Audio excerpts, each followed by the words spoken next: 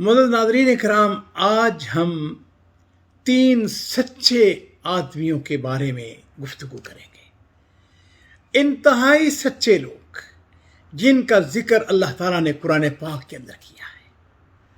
अज़ीज़ो, ग़ज़वा तबूक नबी करीम सल्लल्लाहु अलैहि वसल्लम, मेरे माँ बाप कुर्बान हो, आपकी ज़िंदगी का आखिरी ग़ज़वा था 9 हिजरी के अंदर।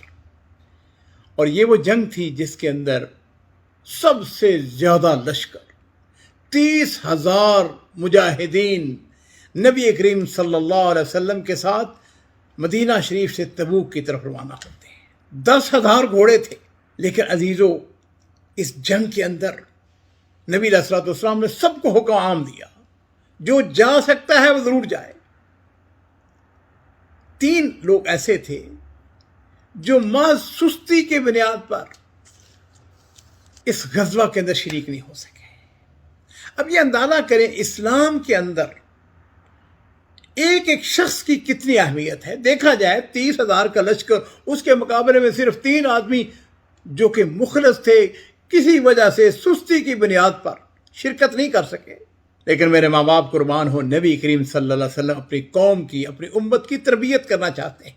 रसूलुल्लाह सल्लल्लाहु अलैहि वसल्लम जिस वक़्त 50 दिन के सफ़र के बाद आप मदीना शरीफ तशरीफ़ लाए, तो आपकी आदत मुबारक थी कि जिस वक़्त आप तशरीफ़ लाते तो आप सीधे मस्जिद नबी के अंदर जाते। आपने 2 नफल आपने नमाज अदा फरमाई और मुनाफिकीन आने शुरू हो गए, बहाने बना रहे हैं। इनकी तादाद जो है वो 80 के करीब थी। नबी अलैहिस्सलातु वस्सलाम उनका मामला अल्लाह के सुपुर्द कर रहे हैं। लेकिन अज़ीज़ो, एक शख्सियत जिसका नाम काब बिन मालिक था रज़ी अल्लाह ताला अन्हु, बहुत बड़े शायर थे, बहुत अपनी कौम के अच्छे मुअज़्ज़ज़ीन में से थे। इन्होंने कहा कि मैंने नबी अलैहिस्सलातु वस्सलाम के सामने सच बोलना है, मैंने झूठ नहीं बोलना है। रसूलुल्लाह सल्लल्लाहु अलैहि वसल्लम ने जिस वक़्त उनसे गुफ्तगू की, तो आपने उनसे पूछा कि हाँ भाई, तुम क्यों नहीं आए? तो उन्होंने कहा, अल्लाह के रसूल, मैं बड़ी अच्छी गुफ्तगू कर सकता हूँ, मुझे गुफ्तगू करने का तरीका आता है, लेकिन मैं आपके सामने झूठ नहीं बोलूँगा। और मैं सिर्फ बात ये बताना चाहूँगा कि मेरे पास कोई बहाना नहीं है। तो नबी करीम सल्लल्लाहु अलैहि वसल्लम जो हैं, आपने फरमाया कि ठीक है। आपने उनके मामला जो है उसको अल्लाह पे छोड़ दिया। आपने हुक्म जारी फरमाया, आपने फरमाया कि काब बिन मालिक के साथ कोई शख्स गुफ्तगू नहीं करेगा। और उनके साथ हज़रत काब कहते हैं कि मैंने पता कराया कि मेरे अलावा कोई और आदमी भी है। तो पता चला कि 2 आदमी और भी हैं जिन्होंने नबी अलैहिस्सलातु वस्सलाम के साथ सच बोला है। अल्लाह ताला ने कुरान पाक के अंदर सूरह तौबा के अंदर इरशाद फरमाया ना कि या अय्युहल्लज़ीना आमनू तक़ुल्लाह व कूनू मास्सादिकीन, ऐ लोगो जो ईमान लाए हो, अल्लाह से डरो, व कूनू मास्सादिकीन, और सच्चों के साथ शामिल हो जाओ। काब बिन मालिक कहते हैं कि मेरे साथ मुरारा बिन रबी और हलाल बिन उमैया ये भी शामिल थे। इन्होंने भी नबी अलैहिस्सलातु वस्सलाम के साथ सच बोला। आपने सहाबा किराम को हुक्म दिया, इनके साथ कोई शख्स गुफ्तगू नहीं करेगा।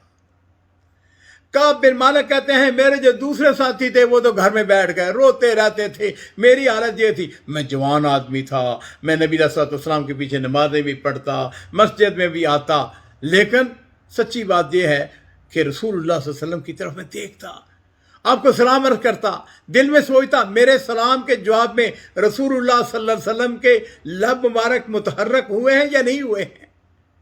मैं आपके करीब नमाज पढ़ने की कोशिश करता, मैं आपकी तरफ देखता रहता, नमाज की तरफ। तो नबी अलैहिस्सलातु वस्सलाम जो हैं, आप उनकी तरफ देखते, लेकिन अंदाज़ा यही होता है कि आप उसको जहर नहीं होने देते थे। कहते हैं कि एक दिन मैं दिल बर्दाश्ता होकर अपने चचाराद भाई अबू कतादा के बाग में चला गया। ये मैंने उसे सलाम किया, अल्लाह की कसम उन्होंने मेरे सलाम का जवाब ही नहीं दिया।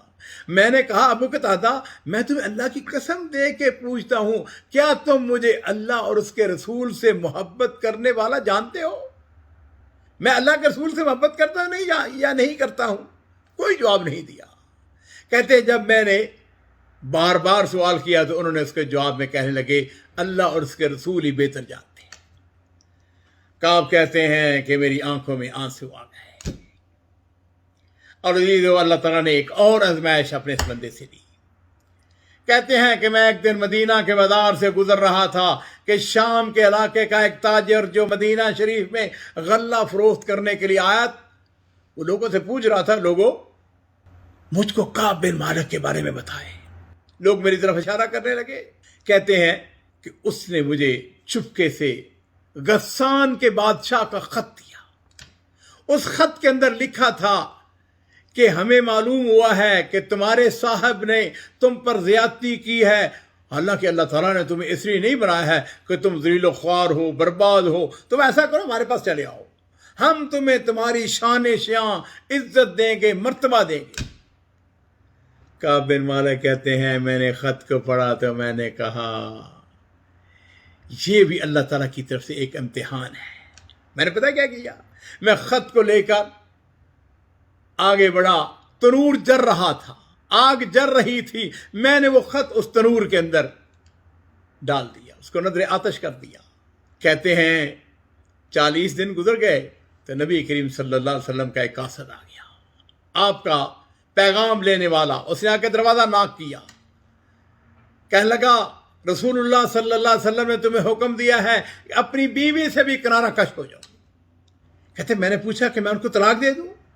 اس نے کہا نہیں، بس اتنا کرو کہ بیوی سے دور ہو جاؤ، اس کے قریب نہیں جانا.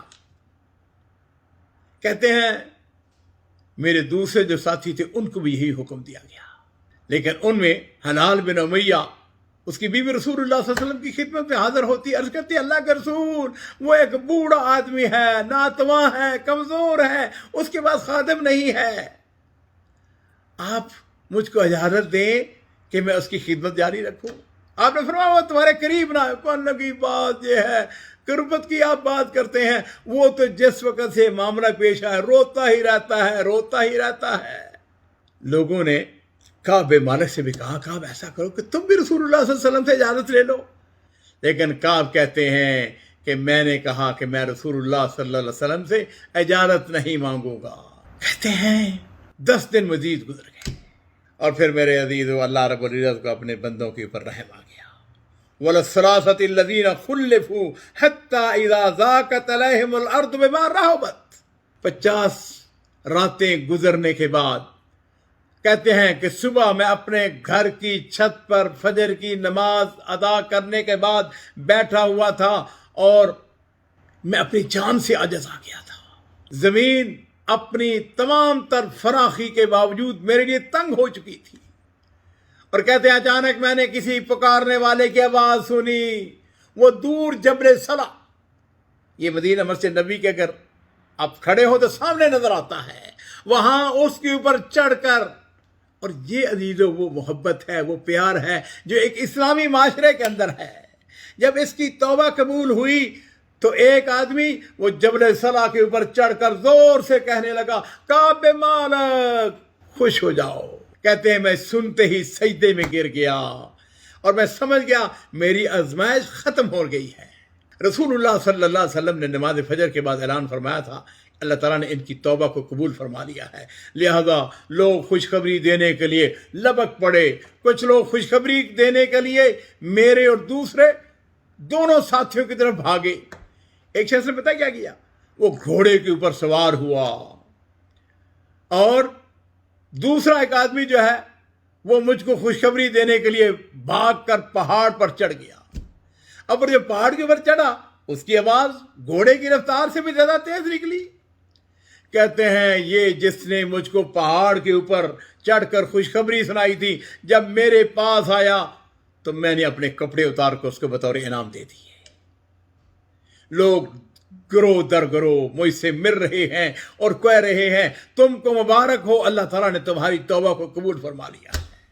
کعب بن مالک کہتے ہیں کہ میں نبی کریم صلی اللہ علیہ وسلم کی خدمت میں حاضر ہوا.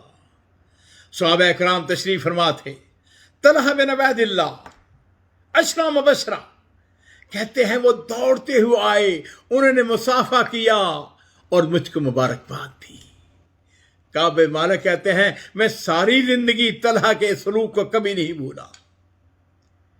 اللہ کے رسول صلی اللہ علیہ وسلم کو سلام کیا، آپ کا چہرہ مبارک خوشی سے چمک رہا تھا. آپ نے فرمایا کب تمہیں آج کا دن مبارک ہو، یہ دن ہم تمام دنوں سے بہتر ہے جو تمہاری پیدائش کے بعد سے آج تک تم پر گزرے ہیں۔ اور میرے عزیزو، کعب بن مالک رسول اللہ صلی اللہ علیہ وسلم سے ایک بڑا عجیب و غریب سوال کرتے ہیں، عرض کرتے ہیں اللہ کے رسول، یہ معافی آپ کی طرف سے ہے یا اللہ کی طرف سے ہے؟ تو نبی علیہ الصلوۃ والسلام نے فرمایا کہ نہیں، یہ معافی اللہ تعالیٰ کی طرف سے ہے۔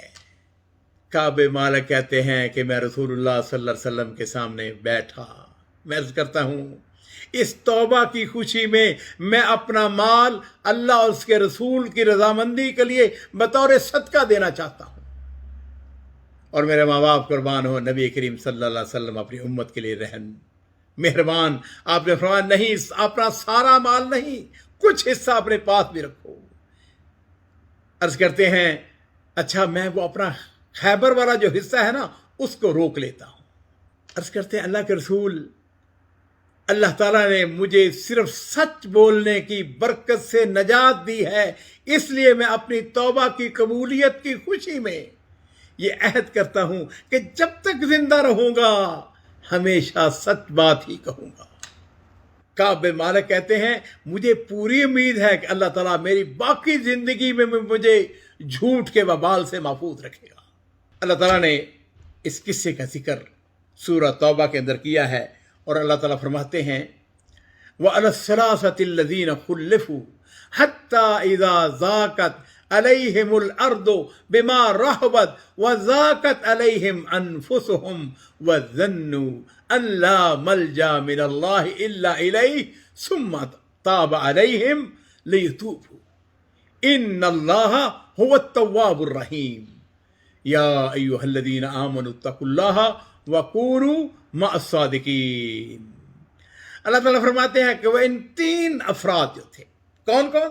کعب بن مالک، مرارہ بن ربیع اور حلال بن امیہ، ان پر بھی اللہ تعالیٰ نے مہربانی فرمائی جنہیں حکم الہی کے انتظار میں چھوڑ دیا گیا تھا، حتیٰ کہ جب زمین تمام تک فراخی کے باوجود، اپنی وسعت کے باوجود ان پر تنگ ہو گئی، ان کی جانیں بھی ان پر تنگ ہو گئی، اور انہوں نے سمجھ لیا اللہ کے غضب سے خود اس کے سوا ان کے لیے کوئی جا پناہ نہیں۔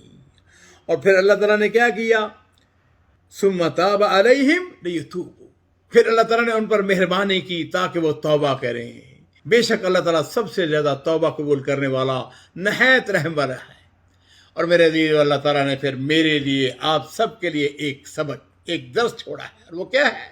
اللہ تعالیٰ نے فرمایا کہ یا ایھا الذین آمنوا اتقوا اللہ وکونوا مع الصادقین، اے لوگو جو ایمان لائے ہو، اللہ سے ڈرو اور سچ بولنے والوں کے ساتھ ہو جاؤ۔